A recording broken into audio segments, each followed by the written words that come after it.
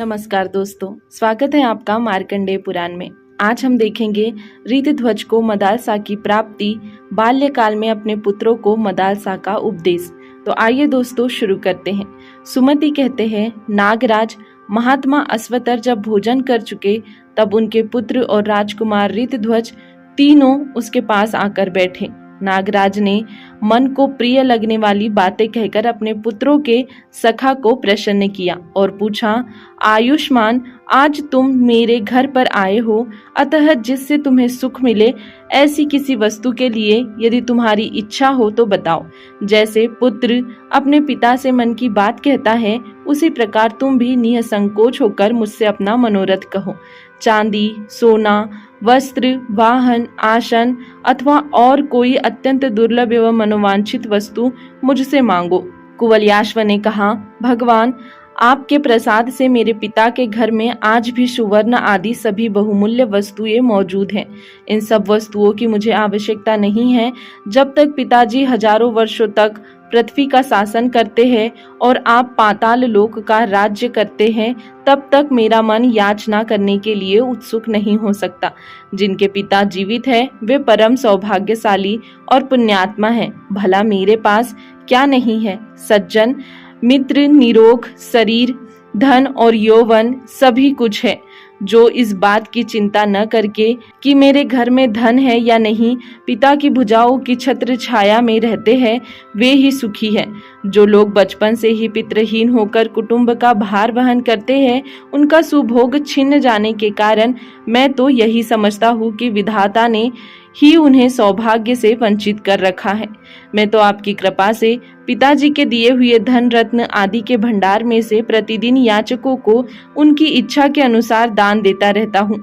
यहाँ आकर मैंने अपने मुकुट से जो आपके दोनों चरणों का स्पर्श किया तथा आपके शरीर से मेरा स्पर्श हुआ, इसी से मैं सब कुछ पा गया। राजकुमार का यह विनय युक्त वचन सुनकर नागराज अश्वतर ने प्रेम पूर्वक कहा, यदि मुझसे रत्न और सुवर्ण आदि लेने का तुम्हारा मन नहीं होता तो और ही कोई वस्तु जो तुम्हारे मन को प्रसन्न कर सके मांगो, मैं तुम्हें दूंगा। कुवलयाश्व ने कहा, भगवान, आपके प्रसाद से मेरे घर में सब कुछ है। विशेषतः आपके दर्शन से मुझे सब मिल गया है। आप देवता है और मैं मनुष्य। आपने अपने शरीर से जो मेरा आलिंगन किया, इसी से मैं कृतकृत्य हूँ। मेरा जीवन सफल हो गया। नागराज, आपकी चरण धूलि ने जो मेरे मस्तक पर अपना स्थान बनाया है, उसी से मैंने क्या नहीं पा लिया। यदि आपको मुझे मनोवांछित वर देना ही है तो यह दीजिए कि मेरे हृदय से पुण्य कर्मों का संस्कार कभी दूर ना हो। अश्वतर बोले, विद्वान, ऐसा ही होगा। तुम्हारी बुद्धि धर्म में लगी रहेगी।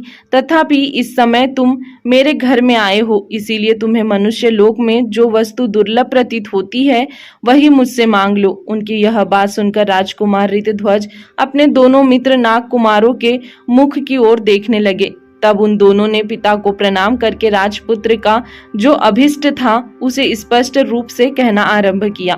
नाग कुमार बोले, पिताजी, गंधर्व राजकुमारी मदालसा इनकी प्यारी पत्नी थी।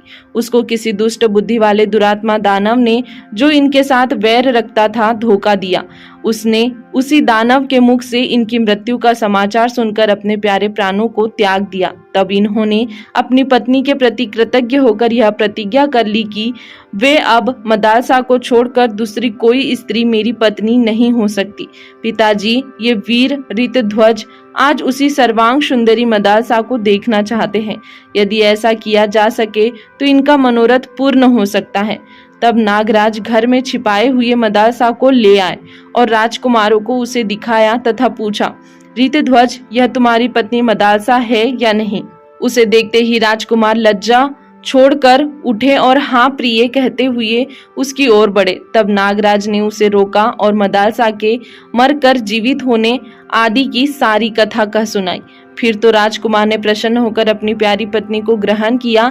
तदंतर उनके स्मरण करते ही उनका प्यारा अश्व वहां आ पहुंचा।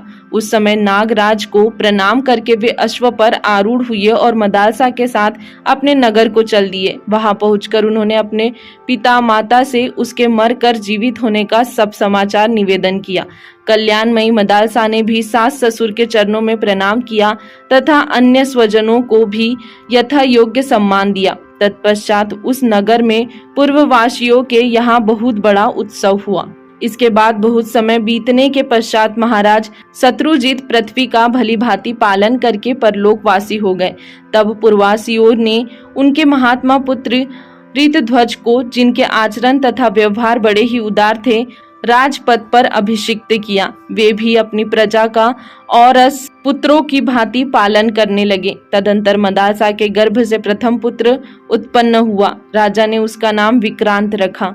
इससे कुटुंब के सब लोग बड़े प्रसन्न हुए, किंतु मदालसा वह नाम सुनकर हंसने लगी। उसने उत्तान सोकर जोर जोर से रोते हुए शिशु को बहलाने की व्याज से इस प्रकार कहना आरंभ किया।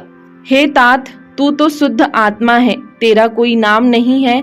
यह कल्पित नाम तो तुझे अभी मिला है। यह शरीर भी 5 भूतों का बना हुआ है, न यह तेरा है न तू इसका है। फिर किस लिए रो रहा है? अथवा तू नहीं रोता है? यह शब्द तो राजकुमार के पास पहुंचकर अपने आप ही प्रकट होता है। तेरी संपूर्ण इंद्रियों में जो भांति भांति के गुण अवगुणों की कल्पना होती है, वे भी पंच भौतिक ही है। जैसे इस जगत में अत्यंत दुर्लभ भूत अन्य भूतों के सहयोग से वृद्धि को प्राप्त होते हैं, उसी प्रकार अन्न और जल आदि भौतिक पदार्थों को देने से पुरुष के पंच भौतिक शरीर की ही पुष्टि होती है। इससे तुझ शुद्ध आत्मा की न तो वृद्धि होती है और न ही हानि होती है। तू अपने उस चोले तथा इस देह रूपी चोले के जीर्ण शीर्ण होने पर मोह न करना। शुभाशुभ कर्मों के अनुसार यह देह प्राप्त हुआ है। तेरा यह चोला मद आदि से बंधा हुआ है। तू तो सर्वथा इससे मुक्त है। कोई जीव पिता के रूप में प्रसिद्ध है, कोई पुत्र कहलाता है, किसी को माता और किसी को प्यारी स्त्री कहते हैं। कोई यह मेरा है कहकर अपनाया जाता है और कोई मेरा नहीं है इस भाव से पराया माना जाता है।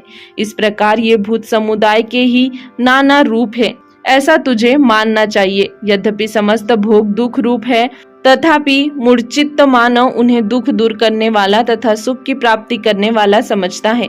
किंतु जो विद्वान है, जिनका चित्त मोह से आच्छन्न नहीं हुआ है, वे उन भोग जनित सुखों को भी दुख ही मानते हैं। स्त्रियों की हंसी क्या है? हड्डियों का प्रदर्शन, जिसे हम अत्यंत सुंदर नेत्र कहते हैं, वह मज्जा की कलुषता है और मोटे मोटे कुछ आदि घने मांस की ग्रंथियां है। अतः पुरुष जिस पर अनुराग करता है, वह युवती स्त्री क्या नरक की जीती जागती मूर्ति नहीं है। पृथ्वी पर सवारी चलती है, सवारी पर यह शरीर रहता है और इस शरीर में भी एक दूसरा पुरुष बैठा रहता है, किंतु पृथ्वी और सवारी में वैसी अधिक ममता नहीं देखी जाती जैसी कि अपने देह में दृष्टि गोचर होती है। यही मूर्खता है। ज्यों ज्यों वह बालक बढ़ने लगा, त्यों ही त्यों महारानी मदालसा प्रतिदिन उसे बहलाने आदि के द्वारा ममता शून्य ज्ञान का उपदेश करने लगी। जैसे जैसे उसके शरीर में बल आता गया और जैसे जैसे वह पिता से व्यवहारिक बुद्धि सीखने लगा, वैसे ही वैसे माता के वचनों से उसे आत्म तत्व का ज्ञान भी प्राप्त होता गया। इस प्रकार माता ने जन्म से ही अपने पुत्र को ऐसा उपदेश दिया जिससे ज्ञानी एवं ममता शून्य होकर उसने गृहस्थ धर्म के प्रति अपने मन को नहीं जाने दिया। इसी प्रकार जब मदालसा के गर्भ से दूसरा पुत्र उत्पन्न हुआ, तब पिता ने उसका नाम सुबाहु रखा।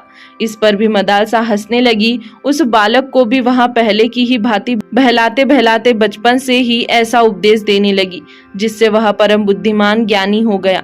तृतीय पुत्र उत्पन्न होने पर राजा ने उसका नाम शत्रुमर्दन रखा। इस पर भी सुंदरी मदालसा बहुत देर तक हंसती रही तथा उसको भी उसने पहले की ही भांति बाल्यकाल से ही ज्ञान का उपदेश दिया। बड़ा होने पर वह निष्काम कर्म करने लगा, सकाम कर्म की ओर उसकी रुचि नहीं रही।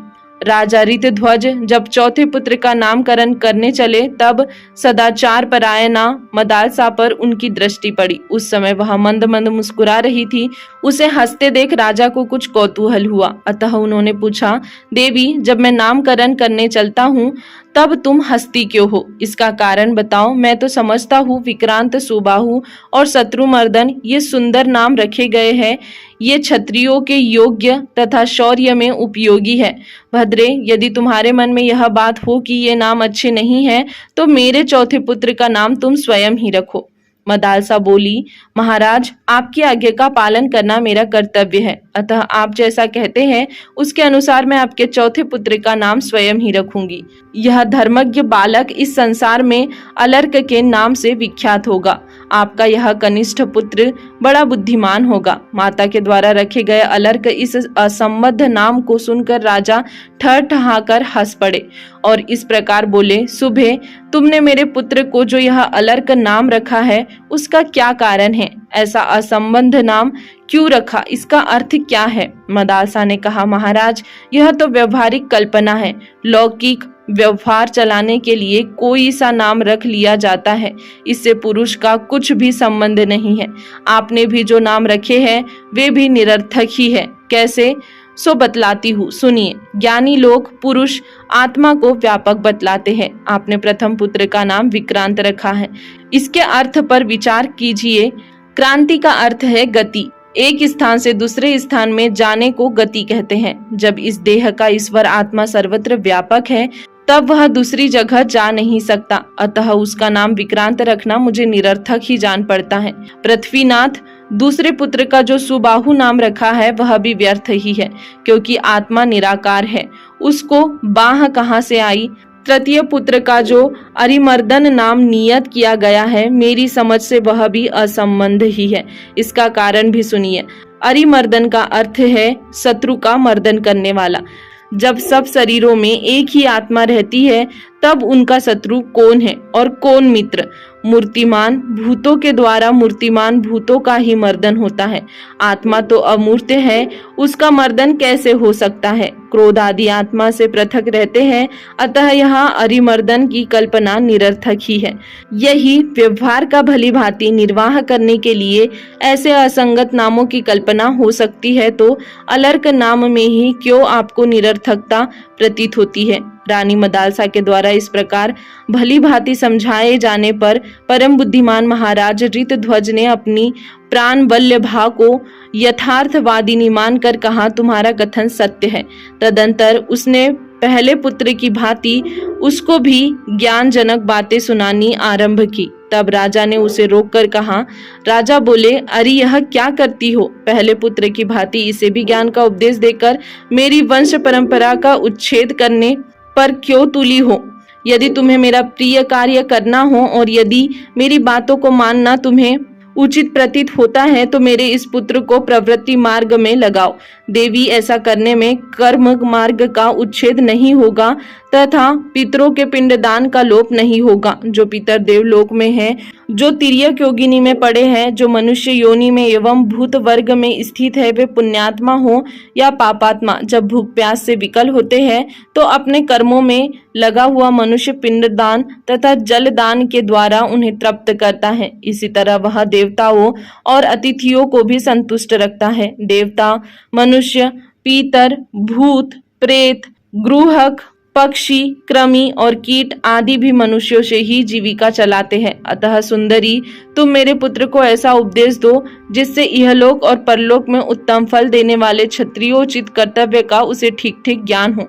पति के योग कहने पर श्रेष्ठ नारी मदालसा अपने पुत्र अलर्क को बहलाती हुई इस प्रकार उपदेश देने लगी।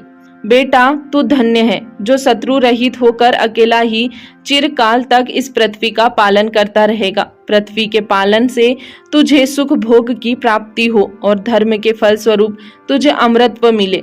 पर्वों के दिन ब्राह्मणों को भोजन के द्वारा तृप्त करना, बंधु बांधवों की इच्छा पूर्ण करना, अपने हृदय में दूसरों की भलाई का ध्यान रखना और पराई स्त्री की ओर कभी मन को न जाने देना, अपने मन में सदा श्री विष्णु भगवान का चिंतन करना, उनके ध्यान से अंतःकरण के काम क्रोध आदि छहों शत्रुओं को जीतना, ज्ञान के द्वारा माया का निवारण करना और जगत की अनियतता का विचार करते रहना, धन की आय के लिए राजाओं पर विजय प्राप्त करना, यश के लिए धन का सद्व्यय करना, पराई निंदा सुनने से डरते रहना तथा विपत्ति के समुद्र में पड़े हुए लोगों का उद्धार करना।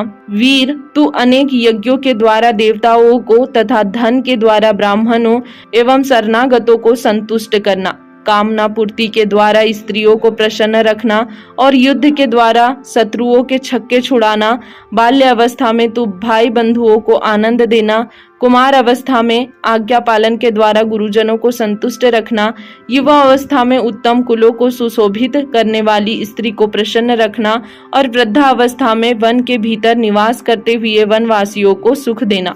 तात राज्य करते हुए अपने शूर हृदय को प्रसन्न रखना, साधु पुरुषों की रक्षा करते हुए यज्ञों द्वारा भगवान का यजन करना, संग्राम में दुष्ट शत्रुओं का संहार करते हुए गौ और ब्राह्मणों की रक्षा के लिए अपने प्राण न्यौछावर कर देना। यह मदालसा का उपदेश अलर्क को था। दोस्तों, आज के लिए इतना ही। इसके आगे देखेंगे हम अगले वीडियो में। तब तक के लिए धन्यवाद।